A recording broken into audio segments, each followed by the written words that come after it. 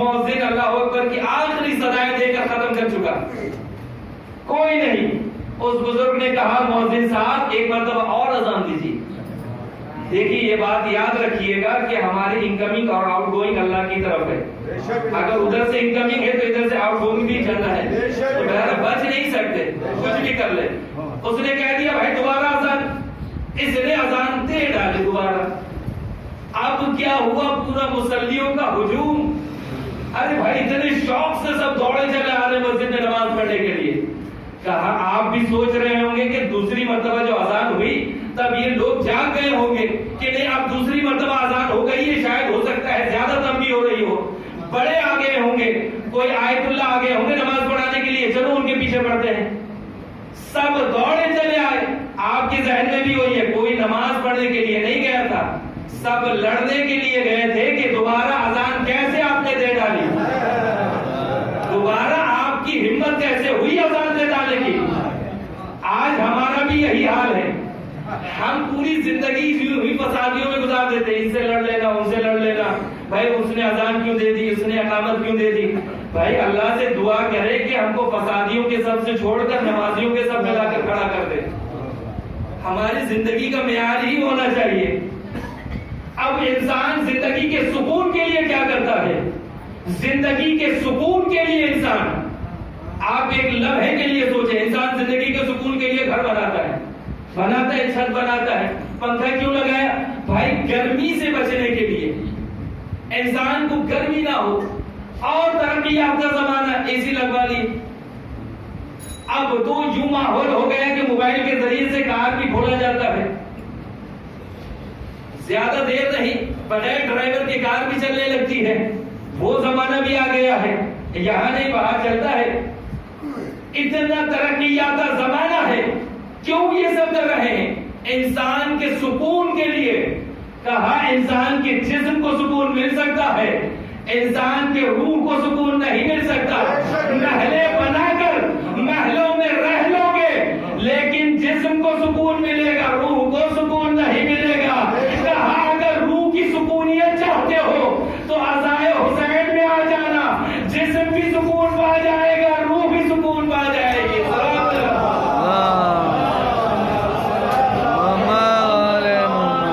کہا ان دونوں کے سکون کے لیے ہم نے کہہ دیا پروردگار عالم یہ یاد رکھیں کہ موت سے کسی کو فرار نہیں ہے، ہم چاہیں گے موت تب بھی آنا ہے، ہم نہ چاہیں موت تب بھی آنا ہے۔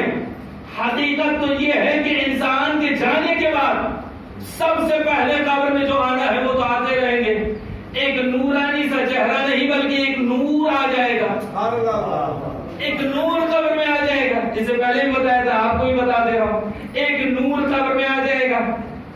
اسے دیکھا تو قبر والے اٹھ کر کھڑے ہو گئے، بھائی کم سے کم تاریکی میں کوئی روشنی تو نظر آئی، تاریکی میں اندھیرے میں روشنی نظر آئی۔ اس نے کہا سلام، اس نے جواب دے دیا، کہا بھائی کون ہے؟ قبلہ میں آپ کی نمازیں، قبلہ میں آپ کی نمازیں ہوں۔ کہا بہت کم نور ہے، بہت کم مختصر سا نور ہے۔ کہا زندگی میں جتنا پڑے رہو گے اتنا ہی قبر میں آئے گا، جتنا آپ زندگی میں پڑھیں گے نمازیں اتنے ہی قبر میں آنا ہے، اس سے زیادہ تو نہیں امید کر سکتے۔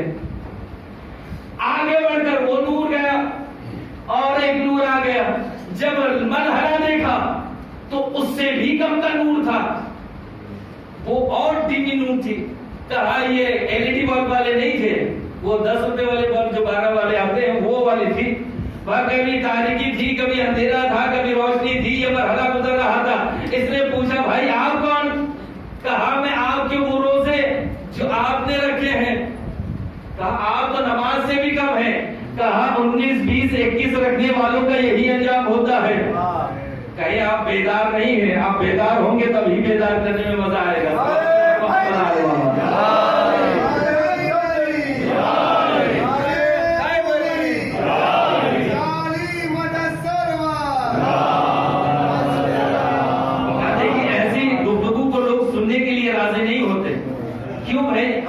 چھیٹے مار رہے ہیں، ہم اچھا ہو رہا ہے ہم یہی مار دے رہے ہیں، ایک قبر میں ایسا ہوگا تو پھر کوئی کام نہیں آئے گا۔ سب سے پہلے کہتے ہیں لوگ آج کل کہنے لگے کہ مولویوں کی گردنوں پہ تسلوار ہے امام زمان. سب سے پہلے سوال ان سے ہوگا بھائی سوال ہوگا تو پھر کم سے کم دنیا میں تو بتا دیں کہ کل آخرت میں مولوی کو نہ پکڑا جائے. آپ نہ کہیں کہ بھائی مولانا نے صرف علی علی کر دیا اور نہیں بتایا کچھ. اس لیے شروعاتی دور میں آپ کو تھوڑی سی بتا رہا ہوں. میں خود بھی اسی کا حامل ہوں, میں خود کرتا ہوں تو بتاتا ہوں. پیغمبر اسلام کے پاس ایک عورت ہے, کہا نبی خدا میرا بچہ بڑا شیرینی کہا تھا, آپ نے منع کر دیا. نبی خدا نے منع نہیں کیا, کہا کل آؤ یا 3 دن کے بعد آؤ, 4 دن کے بعد آؤ. وقت دے دیا, اسی ٹائم تربیت یا پھر ہدایت نہیں کی. میں نے کہا نبی خدا کیوں نہیں کی؟ کہا رک جاؤ, آنے کے بعد پتہ چلے گا. جب 3 دن کے بعد وہ عورت آئی تو پیغمبر اسلام نے بڑے مسکرا کر کہا بچے میٹھا نہیں کھانا, صحت کے لیے مضر ہے. اس کی ماں کہی یا نبی خدا یہ بات تو آپ اس دن بھی کہہ سکتے تھے. کہا اتنے دن سے میں وہی میٹھا کھا رہا تھا, اگر میں کہہ دیتا تو عمل نہیں ہوتا. اب میں نے چونکہ چھوڑ دیا ہے, زیادہ اثر اس میں ہوتا ہے جو کر کے بتایا جائے. کہا عالم علم کا نام نہیں ہے بلکہ علم کے ساتھ ساتھ عمل کرنے کا نام ہے. کوئی عالم نہیں ہوتا, علم ہونے کے بعد عالم کہلائیں گے تو اس کا مطلب یہ نہیں کہ علم ہو گیا تو عالم بن گئے.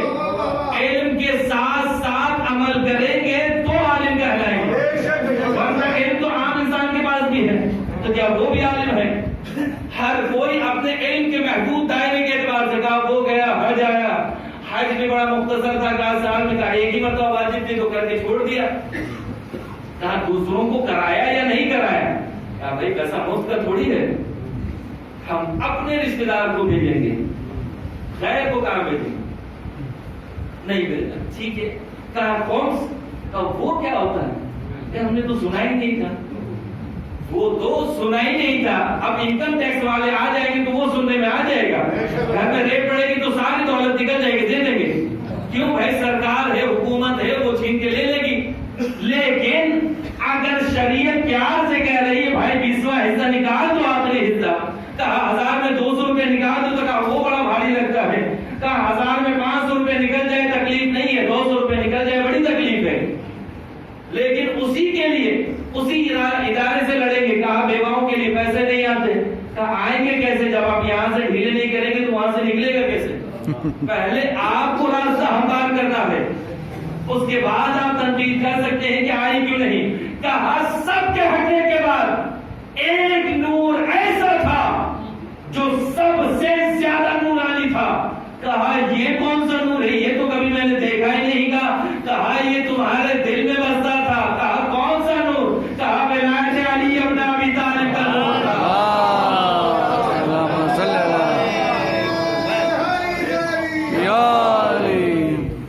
کہتے ہیں ہم اس کے اعتبار سے اگر دیکھیں تو ہمارا مقابلہ دنیا میں کوئی نہیں. ہم علی والوں سا جگ میں دوسرا کوئی نہیں. اب وہ بولے جو 100% ایک دم متحد ہے اور متفق ہے میرے ساتھ, ہم علی والوں سا جگ میں دوسرا کوئی نہیں. سارا دن مجلس سنی ہے اور تھکا کوئی نہیں. آسان جملہ نہیں کہا, بہت بڑا جملہ کہہ دیا. کیا آپ نے اتنی خاموشی سے سن لیا؟ کہا کہتے ہیں جنگل میں اگر شیر نظر آ جائے جتنے تیز بھاگتے ہیں اتنے تیز اگر آپ سن لیتے تو میرا بھی حوصلہ بڑھ جاتا. ایک سلوات پڑھ کر حوصلہ افزائی کرتا.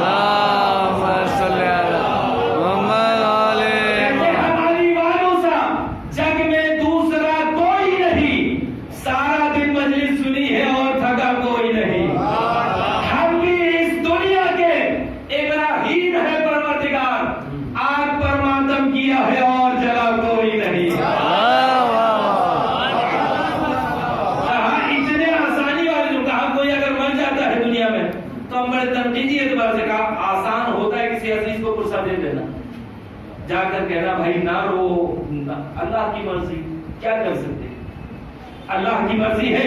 انسان آیا ہے چلا گیا, اللہ کی مرضی ہے. ٹھیک ہے, میں نے کہا اللہ کی مرضی ہے. ذرا لمحے کے لیے سوچے, اسی اللہ کو کل قیامت کے دن آپ کو بلائے گا حساب لینے کے لیے. میں نے کل نہیں تقریباً ابھی مجلس ہوئی تھی تو اس میں نماز کے بارے میں پڑھا تھا. میں وہ ذکر نہیں کروں گا, لیکن اس سے متشابہ لفظ ذکر کروں گا تھوڑی دیر کی طرف. کہا ذرا بار گزرے, ذرا ذہنوں میں بہت گزرے تو معاف کر دیجیے, کیونکہ لیکن یہ کڑوا ہے. حقیقت زندگی ہی یہی ہے کہ انسان جب تک نہ سمجھے تو انسان کی زندگی کامیاب نہیں ہے. کہا کل جب اللہ ہمیں بلائے گا, ذرا مختصر کر کے بتا دیتا ہوں, اللہ جب بلائے گا تو آپ کیا کہیں گے؟ کیا نعمتوں کا حساب لینے کے لیے؟ وہ سارے واقعات چھوڑا, آپ کیا کہیں؟ میں نے کہا میں نے جو سوچا ہے وہ میں اللہ کو بتا دوں گا. میں نے جو سوچا ہے کہ میں اللہ کو بتا دوں گا. پروردگار کون سی نعمت؟ کا کوئی نعمت نہیں. کہا گن ہی نہیں پائے وہ ساری نعمت جو تو نے دی, تو پھر اس کا حساب تو نہیں دے سکتا میں. کہا ٹھیک ہے جاؤ جانے دو. کہا نماز پڑھی تھی؟ کہا نہیں. صبح اٹھے تھے؟ میں کہوں گا جناب سچی بات یہ ہے, اللہ سے میں کہہ رہا ہوں, سچی بات یہ ہے کہ گرم بستر تھا, صبح کا وقت تھا, آنکھ نہیں کھلی. اللہ غصے میں آ جائے, کہے گا بھائی آنکھ کیوں نہیں کھلی؟ میں کہوں گا پروردگار تو بھی سوئے تو کبھی جانو, تو بھی سوئے تو کبھی جانو. آخر میں بڑھ کے پروردگار کہے گا کہ اچھا ٹھیک ہے ظہر کی نماز پڑھی تھی. پروردگار اس ٹائم تو بال بچوں کے لیے کما رہا تھا. کیوں کما رہے تھے؟ یا پھر کھلاتا کیا؟ فرصت نہیں تھی. کیوں فرصت نہیں تھی؟ کہا کبھی آپ بھی بال بچوں کے لیے کمائے تو پتہ چلے, آپ کے نہیں ہے. مغرب میں کیا کر رہے تھے؟ تھک کے گھر آ گیا تھا, سو رہا تھا, تھک کے آ گیا. کیوں تھک گئے تھے؟ آپ کبھی تھکے تو میں بولوں, آپ تو تھکتے ہی نہیں. کہا عشاء کے وقت کیا کرنے لگے؟ کہا نیند آ گئی. اللہ بھی کہہ دے گا ایسے ایسے جواب ہے میرے پاس, کل حشر کے دن اللہ کو کہہ دوں گا. اللہ بھی کہے گا جاؤ میاں دفع کرو اسے, گھر جانے دو اسے. لیکن آخر میں چل کے ہم جو شفاعت کے حقدار ہوں گے اللہ تو نہیں کرے گا.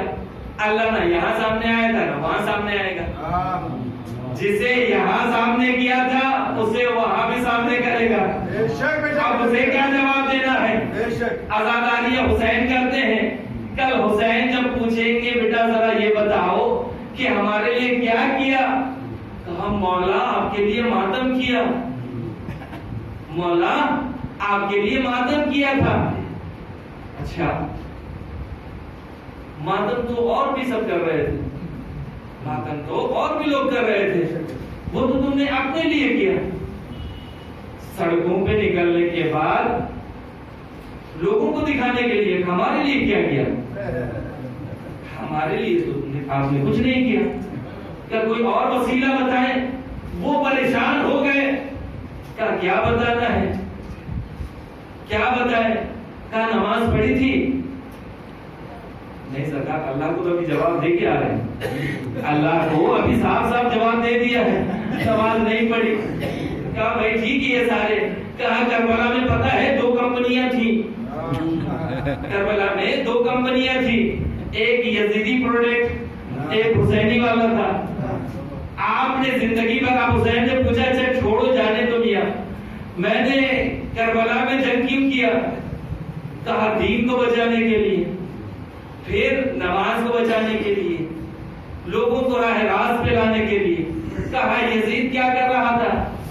کہا وہ جوا کھیل رہا تھا, شراب پی رہا تھا, بے نمازی لوگوں کو لڑوا رہا تھا, شریعت کو عام کر رہا تھا.